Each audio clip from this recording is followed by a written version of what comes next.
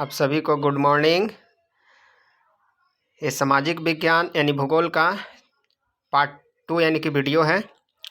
तो आप लोग यानी कि फिर से यानी कि इसको आराम से यानी कि देखिए।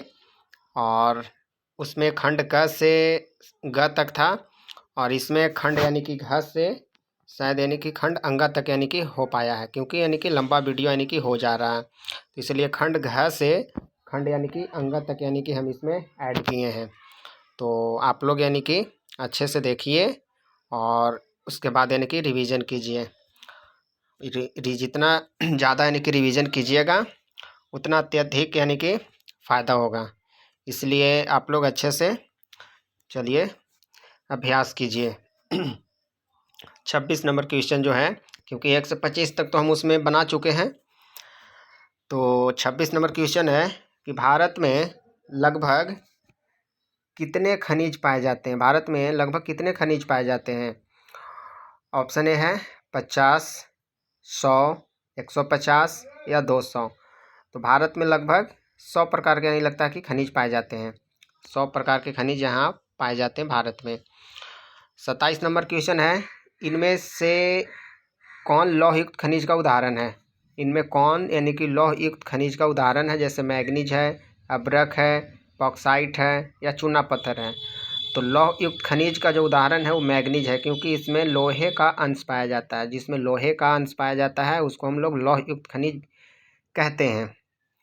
आगे देखते हैं 28 नंबर क्वेश्चन, निम्नलिखित में कौन अधात्विक खनिज का उदाहरण है। यानी कि अधात्विक खनिज का उदाहरण कौन है। सोना है, टीन है, अब्रक है या ग्रेफाइट है। तो अधात्विक खनिज जिसमें यानी कि धातु का कोई गुण यानी कि नहीं रहता है, तो उसको हम लोग अधात्विक कहते हैं। तो हो जाएगा अब्रक, यानी कि ऑप्शन सी हो जाएगा इसका सही आंसर। उसके बाद आगे चलते हैं 29 नंबर क्वेश्चन देखते हैं, किस खनिज को उद्योगों की जननी माना गया है। यानी कि किस खनिज को उद्योगों की जननी माना गया है। सोना को माना गया है, तांबा को, लोहा को या मैग्नीज को। तो लोहा को उद्योगों की जननी माना गया है, यानी कि ऑप्शन सी इसका सही आंसर होगा। उसके बाद आगे चलते हैं 30 नंबर क्वेश्चन, कौन लौह अयस्क का एक प्रकार है। कौन यानी कि लौह अयस्क का एक प्रकार है। तो ऑप्शन है लिग्नाइट, हेमाटाइट या बिटुमिनस या इनमें से सभी। तो लोहे का जो अयस्क है वो है ऑप्शन बी, यानी कि हेमाटाइट जो है एक लोहे का अयस्क है। उसके बाद 31 नंबर चलते हैं, कौन भारत का सबसे बड़ा लौह अयस्क उत्पादक राज्य है। यानी कि भारत में सबसे अधिक लोहे का उत्पादक कौन करता है। कर्नाटक है, गोवा है, उड़ीसा है या झारखंड है।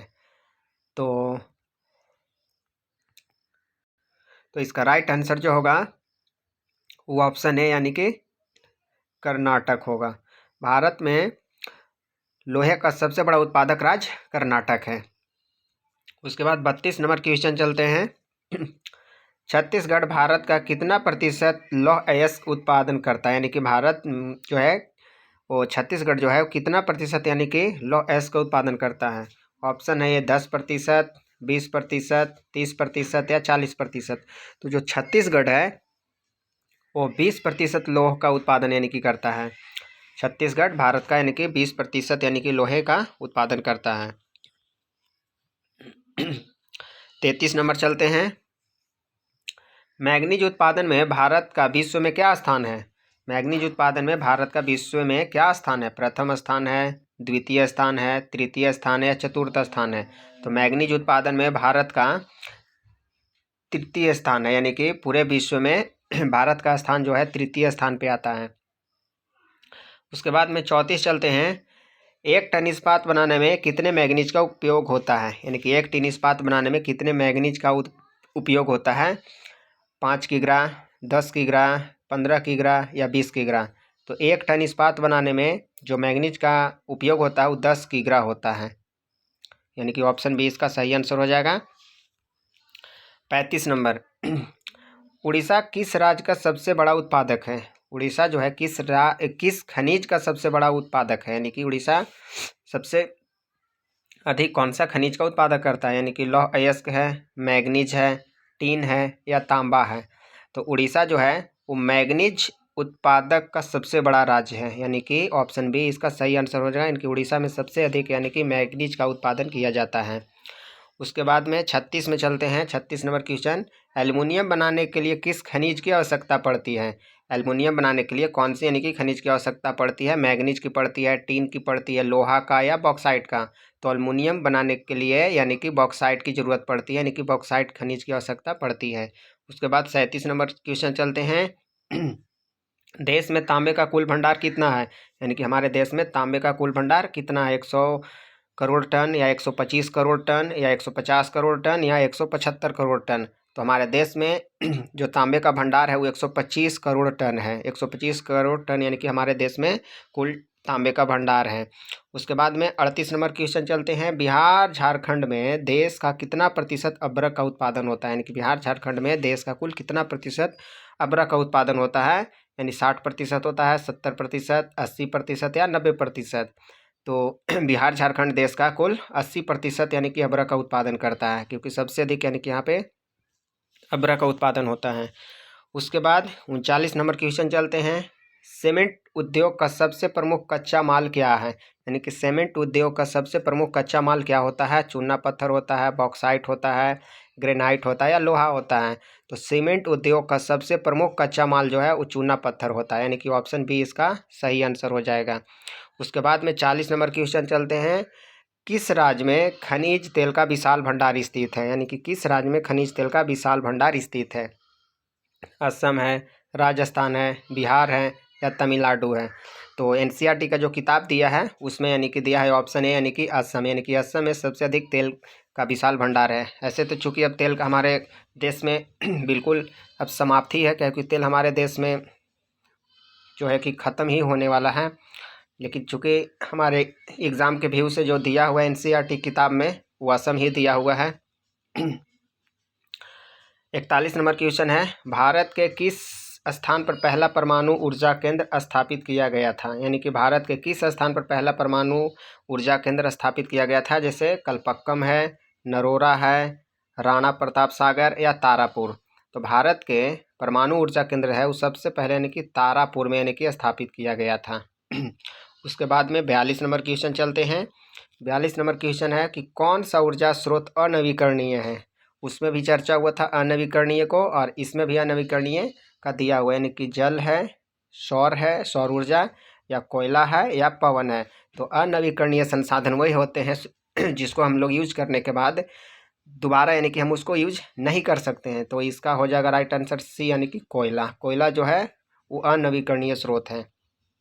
उसके बाद में हम लोग चलते हैं 43 नंबर, प्राथमिक ऊर्जा का उदाहरण नहीं है। यानी कि कौन सा इसमें प्राथमिक ऊर्जा का उदाहरण नहीं है?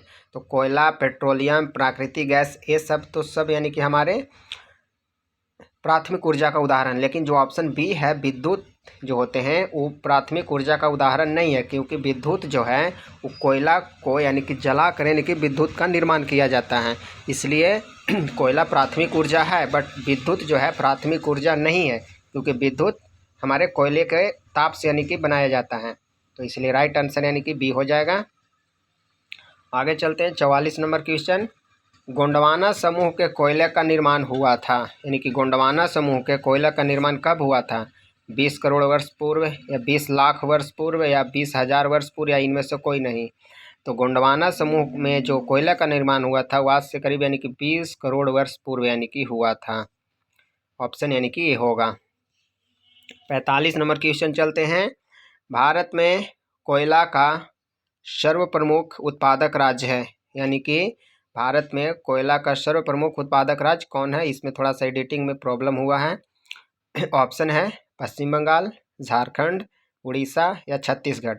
तो भारत में कोयले का सर्व प्रमुख यानी कि उत्पादक राज्य जो है वो झारखंड है, क्योंकि झारखंड में सबसे अधिक यानी कि कोयला का उत्पादक होता है। तो इसलिए इसका आंसर यानी कि बी हो जाएगा राइट आंसर। आगे चलते हैं 46 नंबर। सर्वोत्तम कोयले का प्रकार कौन सा, यानी कि सबसे सर्वोत्तम यानी कि सबसे अच्छा यानी कि कोयले का कौन सा प्रकार है? एंथ्रासाइट है, पीट है, लिग्नाइट है या बिटुमिनस है? तो सबसे अच्छा कोयले का जो प्रकार है वो एंथ्रासाइट है, क्योंकि एंथ्रासाइट में 90% कार्बन की मात्रा होती है, यानी कि 90% कार्बन की मात्रा होती है, जिसकी वजह से इसमें धुआं बहुत कम यानी कि मिलता है और ऊष्मा बहुत अधिक यानी कि देता है, इसलिए एंथ्रासाइट इसका राइट आंसर हो जाएगा। आगे चलते हैं 47 नंबर, मुंबई हाई क्यों प्रसिद्ध है, यानी कि मुंबई हाई क्यों प्रसिद्ध है? कोयले के निर्यात हेतु, तेल शोधक कारखाना हेतु, खनिज तेल हेतु या परमाणु शक्ति हेतु? तो मुंबई हाई जो है वो तेल शोधक कारखाना हेतु यानी कि प्रसिद्ध है, यानी कि तेल शोधक कारखाना के लिए प्रसिद्ध है मुंबई हाई। उसके बाद में 48 नंबर क्वेश्चन चलते हैं, भारत का प्रथम तेल शोधक कारखाना कहाँ स्थित है? भारत का प्रथम तेल शोधक कारखाना कहाँ स्थित है? मथुरा है, बरौनी, डिगबोई या गुवाहाटी? तो भारत का प्रथम तेल शोधक कारखाना जो है वो डिगबोई में, यानी कि असम में जो एक जगह है डिगबोई, वहाँ ही यानी कि भारत का प्रथम तेल शोधक कारखाना स्थापित किया गया था। उसके बाद में 49 नंबर क्वेश्चन है, प्राकृतिक गैस किस खनिज के साथ पाया जाता है? प्राकृतिक जो गैस है वो किस खनिज के साथ पाया जाता है? यूरेनियम के साथ, पेट्रोलियम के साथ, चूना पत्थर के साथ या कोयला के साथ? तो प्राकृतिक गैस जो है वो ऑप्शन बी यानी कि पेट्रोलियम के साथ ही यानी कि पाया जाता है, यानी कि प्राकृतिक गैस जो है वो पेट्रोलियम के साथ पाया जाता है। आगे चलते हैं 50 नंबर क्वेश्चन, भाखड़ा नांगल परियोजना किस नदी पर स्थित है? यानी कि भाखड़ा नांगल परियोजना किस नदी पर स्थित है? नर्मदा नदी पर है, झेलम नदी पर है, सतलज नदी पर है या ब्यास नदी पर है? तो भाखड़ा नांगल परियोजना जो है वो सतलज नदी पर यानी कि स्थित है। ठीक है, आगे चलते हैं 51 नंबर क्वेश्चन, दक्षिण भारत की सबसे बड़ी नदी घाटी परियोजना है, यानी कि दक्षिण भारत की सबसे बड़ी नदी घाटी परियोजना कौन है? तुंगभद्रा है, सरस्वती है, चंबल है या हीराकुंड है? तो दक्षिण भारत की सबसे बड़ी नदी घाटी परियोजना जो है वो ऑप्शन ए यानी कि तुंगभद्रा नदी है। तुंगभद्रा नदी दक्षिण भारत की सबसे बड़ी नदी घाटी परियोजना है। उसके बाद में 52 चलते हैं, ताप विद्युत केंद्र का उदाहरण है, यानी कि ताप विद्युत केंद्र का उदाहरण है कौन है? गया है, बरौनी है, समस्तीपुर है या कटिहार है? तो ताप विद्युत का जो केंद्र का उदाहरण है वो बी यानी कि बरौनी यानी कि इसका सही आंसर है। उसके बाद में 53 चलते हैं, यूरेनियम का प्रमुख उत्पादक स्थल है, यानी कि यूरेनियम का प्रमुख उत्पादक स्थल कौन है? डिगबोई है, झरिया है, घाटशिला है या जादूगोड़ा है? तो यूरेनियम का जो प्रमुख उत्पादक स्थल है वो ऑप्शन डी यानी कि जादूगोड़ा है। जादूगोड़ा यूरेनियम का सबसे प्रमुख उत्पादक स्थल माना जाता है। उसके बाद में 54 चलते हैं क्वेश्चन, एशिया का सबसे बड़ा परमाणु विद्युत गृह है, यानी कि एशिया का सबसे बड़ा परमाणु विद्युत गृह कौन है? तारापुर है, कलपक्कम है, नरौरा है या फिर कैगा है? तो इसका राइट आंसर जो होगा ऑप्शन ए यानी कि तारापुर होगा, यानी कि एशिया का सबसे बड़ा यानी कि परमाणु विद्युत गृह है। उसके बाद आगे चलते हैं 55 नंबर क्वेश्चन, भारत के किस राज्य में सौर ऊर्जा के विकास की सर्वाधिक संभावनाएं हैं? यानी कि भारत के किस राज्य में सौर ऊर्जा के विकास की सर्वाधिक यानी कि संभावनाएं हैं? ऑप्शन है असम है, अरुणाचल प्रदेश है, राजस्थान है या मेघालय है? तो भारत के एक गुजरात है और एक यानी कि राजस्थान, यहाँ पे अधिक सर्वाधिक यानी कि संभावनाएं हैं सौर ऊर्जा के, तो इसलिए ऑप्शन यानी कि सी हो जाएगा राजस्थान। राजस्थान में अत्यधिक यानी कि सर्वाधिक संभावनाएं हैं सौर ऊर्जा के विकास के लिए। उसके बाद में 56 चलते हैं, ज्वारीय एवं तरंग ऊर्जा उत्पादन हेतु भारत के अधिक अनुकूल परिस्थितियां कहाँ पाई जाती है? यानी कि ज्वारीय एवं तरंग ऊर्जा उत्पादन हेतु भारत के अधिक अनुकूल परिस्थितियां कहाँ पाई जाती है? ऑप्शन है मन्नार की खाड़ी में, खंभात की खाड़ी में, गंगा नदी में या कोसी नदी में? इसका राइट आंसर जो होगा बी होगा, खंभात की खाड़ी में, यानी कि खंभात की खाड़ी में यानी कि इसकी ज़्यादा अनुकूल परिस्थितियाँ पाई जाती हैं। ठीक है, तो ये रहे यानी कि 56 क्वेश्चन, क्योंकि 125 पार्ट 1 में था और 25 के बाद यानी कि 56 तक यानी कि पार्ट 2 वीडियो में है। अब और कुछ बच गया तो अभी तो और भी यानी कि ज्योग्राफी में बहुत सारे क्वेश्चंस हैं, तो उसको भी यानी कि पार्ट 3 यानी कि वीडियो बनाएंगे। आगे का ऑब्जेक्टिव यानी कि नेक्स्ट वीडियो में डालेंगे 56 के बाद। तो आप लोग ध्यान से यानी कि इसका रिवीजन कीजिए और इस बार जो है कि अच्छे से एग्ज़ाम आप लोग दीजिए। ये सभी के सभी क्वेश्चन जो है वो एनसीईआरटी से यानी कि लिया हुआ है। ठीक है, धन्यवाद।